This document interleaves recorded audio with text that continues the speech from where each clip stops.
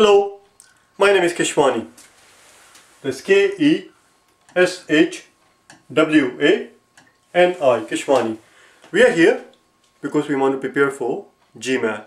We have been solving GMAT math problems out of this book here, GMAT Review, the official guide, the 13th edition. If you do not own this book already, purchase one immediately. You're going to need it. The problem that we are about to solve is the one that you will find on page number 178. Please turn to it. Page 178, the very last problem in the first column, number 184. Number 184. Let's see what they have to say. It says Lois has X dollars more than Jim. Lois has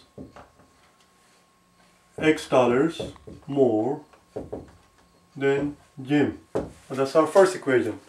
That's our first equation. Lois has whatever amount that Jim has plus X dollars more.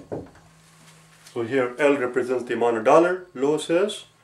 G represents the amount of dollars that Jim has. Together we are told that they have Y dollars. Well, that's another equation right there. Together they have Y dollars. So Y must equal the amount of money that Lois has plus the amount of money that Jim has. And the first equation was that Lois has X more dollars than Jim does. Voila, that's it. What are they looking for? How much money does Jim have? Alright. How much money does Jim have? In other words, we have to solve for J. Nothing to it. So here we go. L equals, here's our second equation here. L plus J equals Y. And we are interested in Jim, which means we have to get rid of L. Alright. And L is right here. L equals J plus X. We're going to put it right in here. L equals J plus X. J plus X plus J equals Y. J plus J is going to give us 2J plus X equals Y. Therefore 2J equals Y minus X, and therefore J would equal Y minus X over 2. That's it. Y minus X over 2, and that's your answer choice A. That's a Y.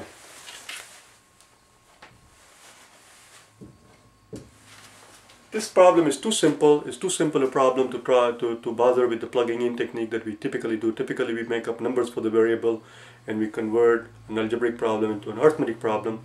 I wouldn't bother with the plugging in technique here. It's quicker just to do out the algebra because it's too simple. When the algebra problem in the exam does actually deserve a plugging in technique, you will hear from me. I will tell you that don't do algebra, just plug in numbers. Here it's too simple. Let's do the next one, shall we? 185.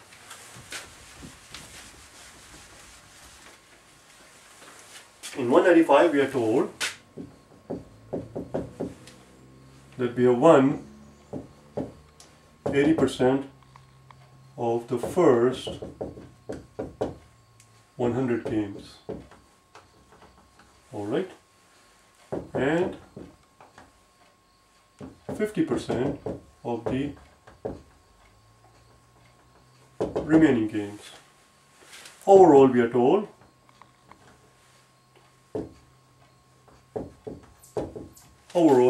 that we have won 70% of all the games that we played. The question simply is, how many games were played? How many games were played? Well, let's see what we can do.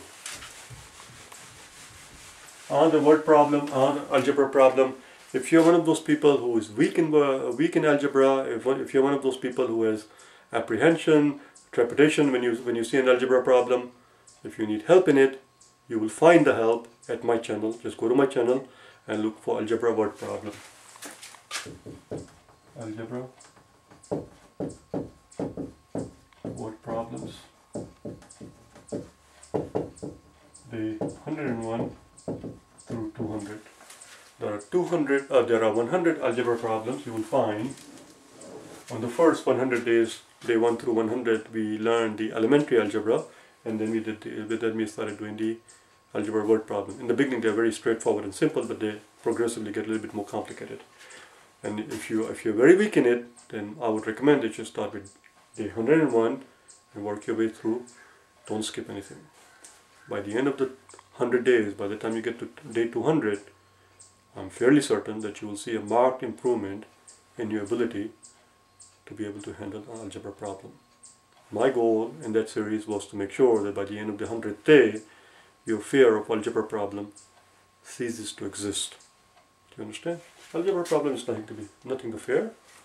So we're going to here's the solution. Let n be the total number of games. If n represents the total number of games, then our equation is going to come from here. They want 80% of the first 100 games. What is 80% of 100? Well, 80% of 100 is just 80. Then we are told they want 50% of the remaining games. So if they played n game, they already played 100. If they played total of n game, they already played 100 games. That's your remaining game. N minus 100. That's the remaining part. This remaining part is n minus 100. And we are told that they want half of them. Alright? So that's half of it. And that, if you add up this figure and that figure, that represents 70% of the total number of games that they played. That's it. Very simple. Arriving at the right equation is the most important ingredient in solving the word problem. It does not matter how good you are at solving the equation. If the equation itself is wrong, you're not going to get anywhere. This was the hurdle. The rest is downhill. Let's do it out then. So 80 plus n times 0.5 is just 0.5n, and then half of 100 is going to be 50 equals 0.7n. Subtract 0.5n from both sides and you will end up with 0.2n equals 80 minus the 50, which is 30. So if 0.2n equals 30, it stands to reason that 0.1n must equal half of that, which is 15. And if 0.1n equals 15, if one tenth of something equals 15, then that something must be 10 times the amount.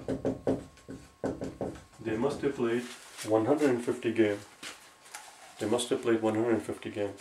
It doesn't take too long. It only takes a couple of seconds actually. Verify your work. I always make a point of verifying my work.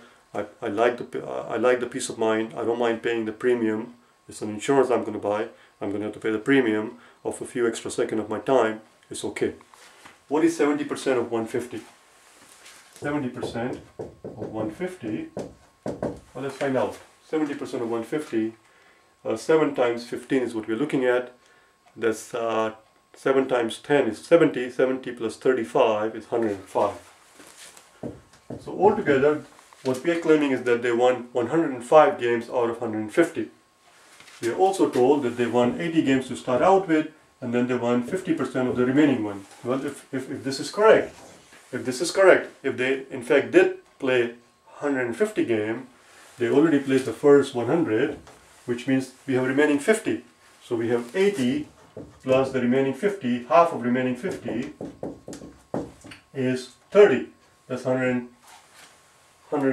25 rather. That's 25.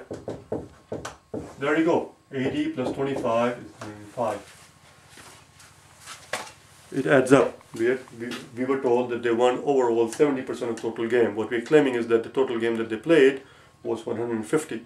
Our job is to make sure that 70% of that amount actually equals to the second half of the story, which is they won 80 games to start out with out of first 100, and they won half of the remaining 50.